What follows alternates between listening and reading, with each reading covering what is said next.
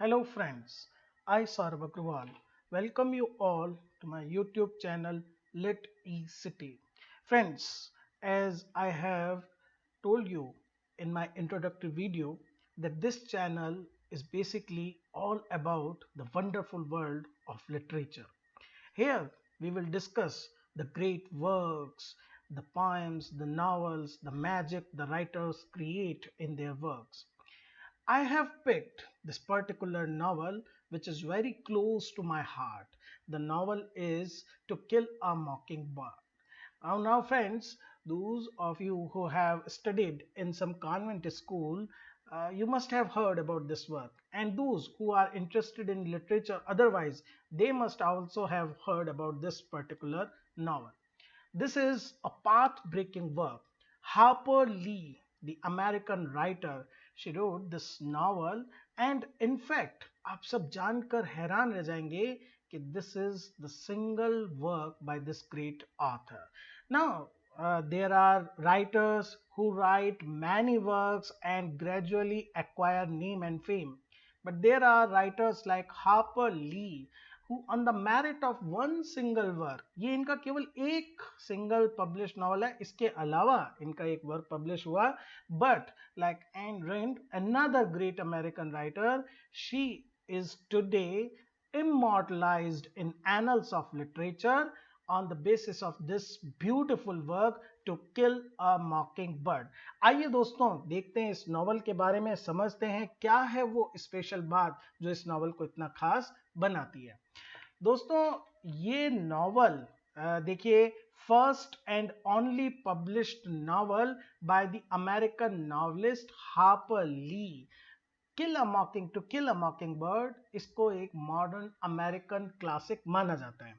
It is obviously enormously popular and also my friends you must remember कि ये children और adult दोनों literature का एक बेंचमार्क नॉवल है। आप इसकी पॉपुलैरिटी का अंदाजा इसी बात से लगा सकते हैं 40 लैंग्वेजेस के अंदर इसको ट्रांसलेट किया जा सका है एंड साथ ही ये one of the most sold books में है। और अमेरिकन लिटरेचर का जो एक बेंचमार्क है क्वालिटी का, पुलित्जर प्राइज 1961 वो ईयर था जिस ईयर के अंदर इसको पुलित्जर प्राइज मिला था। Now friends, if we come to some historical context, देखिए क्यों ये नॉवल एक इंपॉर्टेंट सोशल डॉक्यूमेंट भी है। जो सदर्न अमेरिका था it was infamous for its racial discriminatory practices. वहाँ ब्लैक्स के प्रति एक पर्टिकुलर हिट्रेड थी वाइट पीपल के अंदर, और ये उस समय का खासकर जो बिगनिंग ऑफ 20th सेंचुरी का सीन था। 1931 में एक पर्टिकुलर इंसिडेंट हुआ था जब 9 black teenage boys they were accused of rape by 2 white girls. This trial, which was very popularly known as the Scottsboro trials, ये Scottsboro trials के नाम से फेमस था। 6 साल तक दोस्तों इसका ट्रायल चलता रहा कोर्ट के अंदर और एक हीटेड डिबेट हुई रेस और रेसिज्म के बारे में पूरे अमेरिका, खासकर सदर्न अमेरिका में। हालांकि जो 2 गर्ल्स थी उनमें से एक गर्ल ने अपनी टेस्टिमनी चेंज कर ली, लेकिन finally 5 boys were still convicted of the rape. It created a huge uproar. बहुत जबरदस्त लोगों के अंदर इस चीज के लिए गुस्सा हुआ एंड कुछ हद तक जो ये नॉवल है to kill a mocking bird, ये इस रेशियल टेंशन को, डिस्क्रिमिनेशन को, मिसअंडरस्टैंडिंग को, इन सबको बहुत ब्यूटीफुली वीव करता है अपने नैरेटिव के अंदर। दोस्तों अगर हम बात करें कुछ फैक्ट्स जो इस नॉवल से रिलेटेड हैं, जैसे 1960 ये ईयर है जब ये पब्लिश हुआ था, तो आप याद रख सकते हैं पुलित्जर प्राइज इसको नेक्स्ट ईयर मिला।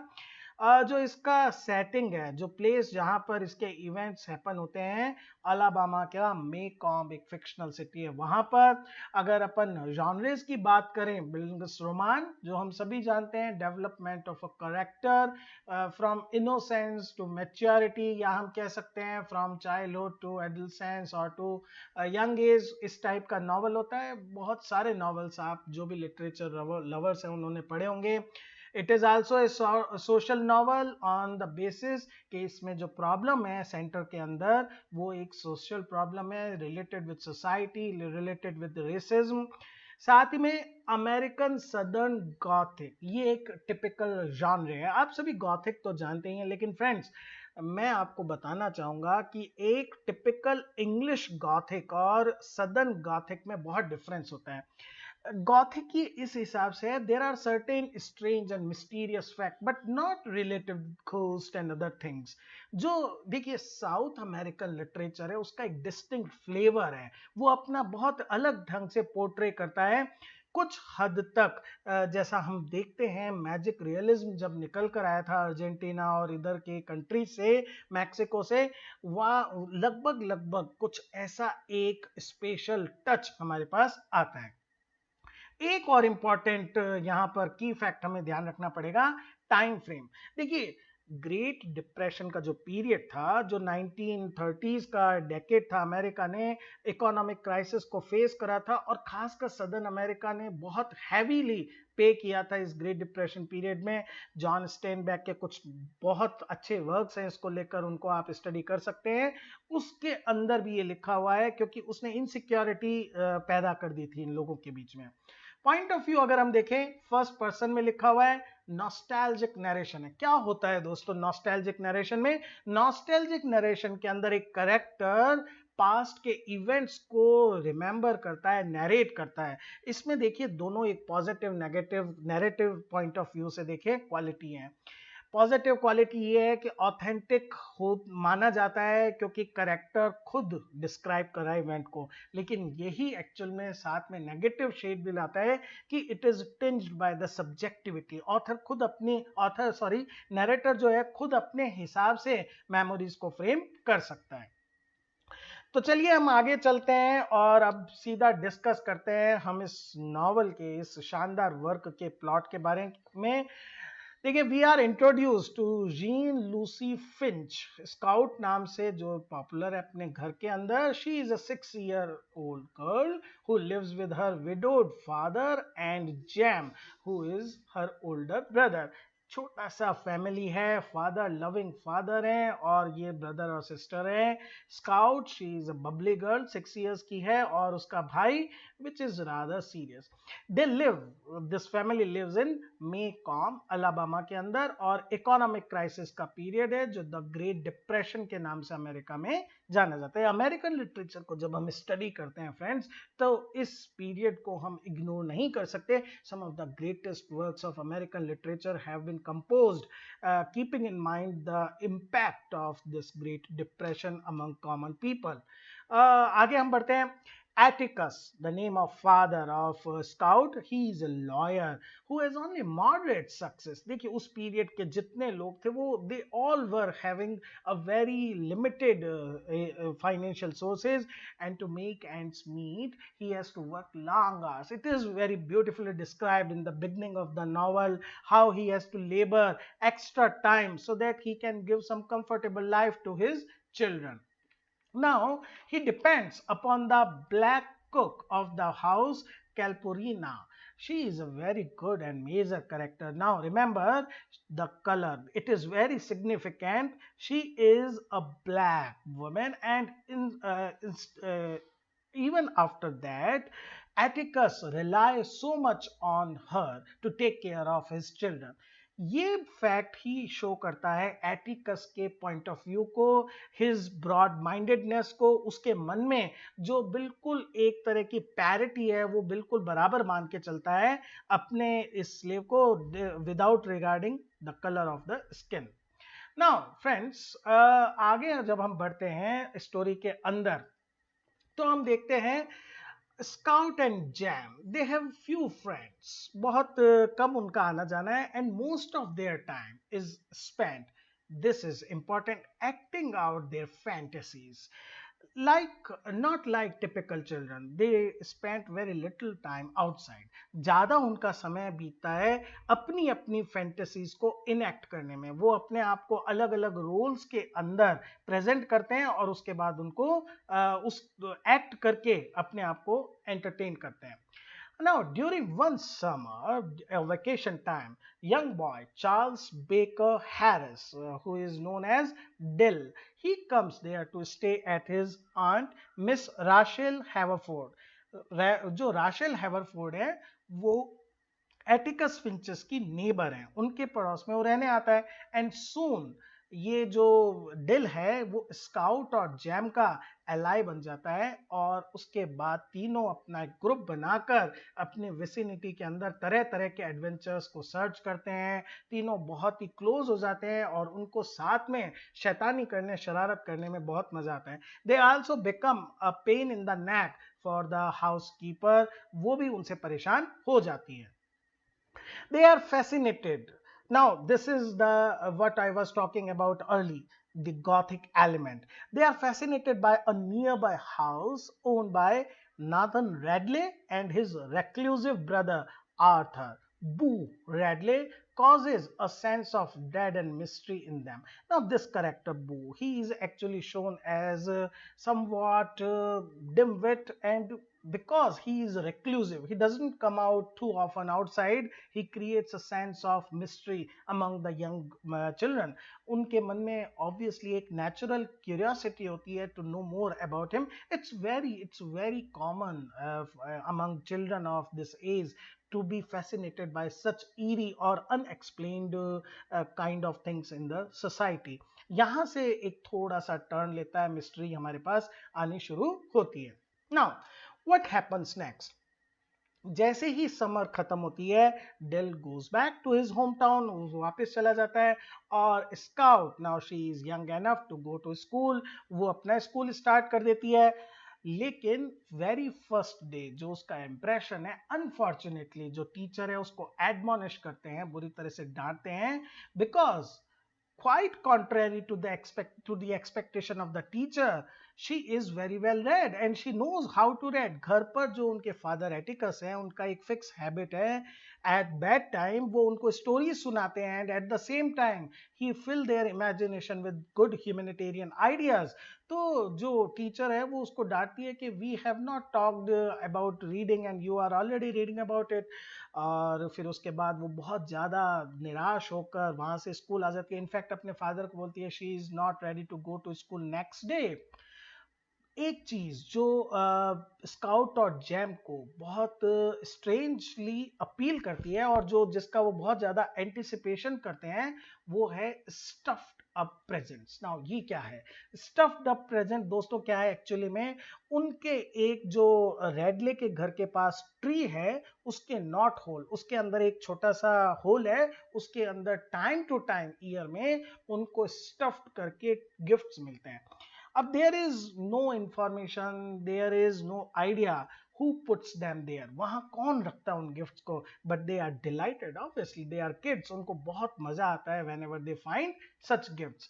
और उसके बाद दोस्तों जब हम आगे बढ़ते हैं, वापस से नेक्स्ट समर आती है, डिल कम्स बैक अगेन, और चिल्ड्रन अब इस बार डेयरिंग में आगे बढ़ते हैं। They have grown up, they are mature, they know what they want to do. One day they sneak on to the Radley property, they want to explore, they want to know, they want to find out more about that mysterious character Boo Radley. नाम में देखिए कैसे बच्चों ने उसका निकाला हुआ है Boo, which in fact itself creates a sense of daring. और रेडले की प्रॉपर्टी में स्नीक करने का, छुप के जाने का purpose is only that to know about this person. Now in attempt to make a hasty escape, जैसे उनको कुछ साउंड्स लगती हैं, वो जाना चाहते हैं, जैम की जो पैंट होती है वो फेंस के अंदर जो है उसमें अटक जाती है। when he later goes to get it, he finds it mended and folded once again, like some kind giant kind spirit is working for him। उसकी पैंट्स को वहां से हटाकर बकायदा उसको मैन कर दिया गया, और फोल्डेड वो उसको वहां पर मिलती है। They are obviously surprised, children continue to find the gifts till Nathan shuts the knothole with cement. One day Nathan finds them roaming around the tree, और वो उनसे इंक्वायर करता है why you people come to this tree, और वो उसको बताते हैं कि yes we have some stuff there, और गुस्से में आकर नेथन जो है उसको पूरे को सीमेंट से कवर कर देता है. This is obviously very disappointing for the kids. उनको बहुत ज्यादा डिसअपॉइंटमेंट मिलता है. Now, the winter. House of one of the neighbors, Miss Maudie Atkinson. It catches the fire. Now, it's an accident. और ये एक important phase है novel में दोस्तों, क्योंकि ये कुछ हमें बताता है. स्काउट वो एक देखती है एक फिगर को. She is not able to identify him, लेकिन एक फिगर है जो ब्लैंकेट को पुट कर रहा है मिस मॉडी के. और जेम ये बताता है स्काउट को, actually the figure must be Boo Radley. This is a new revelation to both kids. उनको जानकर हैरानी होती है कि Boo is not some horrible creature, he is a very kind person. और बहुत एक इम्पॉर्टेंट इवेंट जो एक्चुअल में पूरे नॉवल का चेंज कर देता है course. And from this happy go lucky children kind of thing, अचानक हम सीरियस मैटर पर आते हैं जब हमें पता चलता है एटिकस को कोर्ट के द्वारा अपॉइंट किया जाता है to defend a black man, Tom Robinson, जिसको एक्यूज किया गया है raping Mayella Ewell. Mayella Ewell जो एक वाइट गर्ल है, यंग विमेन है, उसने एक्यूज करा है टॉम रॉबिन्सन जो एक ब्लैक है. और एटिकस को सौंपी जाती है ये जिम्मेदारी कि वो डिफेंड करे टॉम रॉबिन्सन को. ऑब्वियसली माइला जो है वो डॉटर है बॉब की, जो पुअर है लेकिन एक विशियस व्हाइट मैन है who hates these black man. Now, friends, now what happens? A white man defending a black. It does not go well with obviously Mekam community. Soon racial tension start there. देखिए लोगों को ये चीज सहन नहीं हो पाती कि one among them जो एटिकस है वो वैसे भी अपने वेरी ओपन माइंडेड आइडियाज के लिए थोड़ा रेक्लूसिव रहता है, और अब he is going to defend a black man. They start to avoid him totally. Schoolmates, neighbors, townspeople, even family members, they start targeting, accusing, taunting Scout and Jam. Now what happens? They both are cordially welcomed by the black church as California takes them there. देखिए California पूरे time उनके पीछे backbone support की तरह रहती है, और जब उनको कहीं और से सपोर्ट नहीं मिलता, California takes them to their church. वहां पर उनको बहुत ही कॉर्डियली वेलकम किया जाता है. Now friends, soon Atticus की जो सिस्टर है Alexandra, she also comes to live with the family. उनका जो एटीट्यूड है वो एटिकस जैसा ओपन या ब्रॉड माइंडेड नहीं है. शी इज मोर कंजर्वेटिव, और इनफैक्ट जिस ढंग से, जिस डाउन हैंडेड वे के अंदर वो कैलिफोर्निया को ट्रीट करती है, उससे आइडिया हो जाता है that she doesn't like California's influence upon young minds. और डिल वापिस से लौट कर आ जाता है इसी बीच में. इस बार वो वेकेशन में नहीं आया है, वो अपनी मदर और स्टेप फादर उनके बीच में लगातार होने वाली फाइट्स से इरिटेट होकर लौट कर आया है. Just before the trial is set to begin, जो मॉब है वो जेल को सराउंड कर लेती है जहां पर टॉम रॉबिन्सन को हेल्ड किया हुआ है, और ऐसा लगता है कि एक टाइप का मॉब लिंचिंग हो जाएगा. लेकिन स्काउट, जैम, डिल, एटिकस, इन ये सारे जने मॉब को बहुत ही ज्यादा एंजाइटी के साथ देखते हैं. एक स्काउट वहां पर एक बहुत ही इनोसेंट वे के अंदर क्वेरी करती है क्लासमेट से कि is it necessary for the mob to kill this person without having a decision by the jury. अचानक वो अशेम्ड फील करती है पूरी क्राउड और मॉब, और डिस्पर्स हो जाता है crowd without harming the young black man. Tom को हार्म करे बिना वो चले जाते हैं. इस तरह से जो ये स्काउट का एक इनॉक्वस क्वेश्चन होता है, इनोसेंट क्वेरी होती है, वो एक इमिनेंट डेंजर को टाल देती है. नाउ फ्रेंड्स, बड़ा इंटरेस्टिंग ये नॉवल हो गया है. आगे जाकर हम देखते हैं कि ये जैसे ही ट्रायल स्टार्ट होता है, एटिकस एक स्ट्रॉन्ग डिफेंस टॉम का प्रेजेंट करता है, और अपने एविडेंस की मदद से वो ये शो कर देता है कि Ewell is basically lying, there is no substance in her claims. जितने तीनों जो बच्चे हैं, डिल, स्काउट और जैम, वो स्नीक करके, क्योंकि childrens are not allowed and specially in such case, वो कोशिश करते हैं बैल्कनी से वहां उसको देखने के लिए.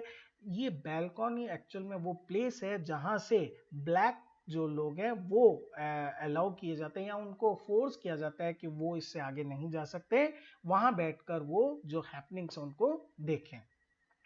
Now, Jam is sure Atticus will win the case. वो उसने अपने फादर के आर्ग्यूमेंट सुने, ही इज ग्रोन एनफ कि वो समझ सके कि आर्ग्यूमेंट्स किस डायरेक्शन के अंदर वे कर रहे हैं, लेकिन ज्यूरी जो टोटल ऑल वाइट है वो फिर भी टॉम को ही कन्विक्ट करती है। ये टोटली डिसअपॉइंटिंग डिसहार्टनिंग है इन सभी के लिए।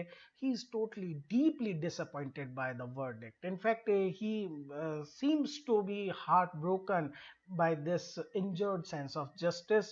Devastated by the verdict, Tom tries to escape from prison and is shot and killed. This is a tragic turn in the novel. Tom जब पूरी तरह से इस devastated हो जाता है, he seems to be going nuts और वो वहां से भागने की कोशिश करता है। वहां पर टोटली क्राउड ही क्राउड है, स्पेक्टर्स और वो सब उसको रोकने की कोशिश करते हैं। Finally he is shot down. हालांकि यूल जो है वो ये केस जीत गए हैं, लेकिन एटिकस के लिए उसके मन में एक तरह का गुस्सा आ जाता है और वो ऐसा लगता है उसको कि कोर्ट कि पूरे कोर्ट के अंदर उसको एक मूर्ख साबित करा गया, एक इविल पर्सन के रूप में शो किया गया है। And obviously he begins to harbor a deep hatred towards him. He is totally restless. He is always thinking about taking revenge from Atticus. Now, what happens, friends? एक Halloween party होती है। Halloween party से Jem और Scout they are coming back to home and Ewell he is under impression that Atticus is also with them. जब वो उनको नहीं पाता है, he attacks these two children, इन दोनों पर करता है। एक स्कफल होता है, जैम बुरी तरह से हर्ट हो जाता है, उसकी आर्म भी ब्रोक हो जाती है and things are getting very serious for these kinds. लेकिन जैम को रेस्क्यू किया जाता है once again by an unidentified helper। वहां पर अचानक आता है और वो उनको बचाता है।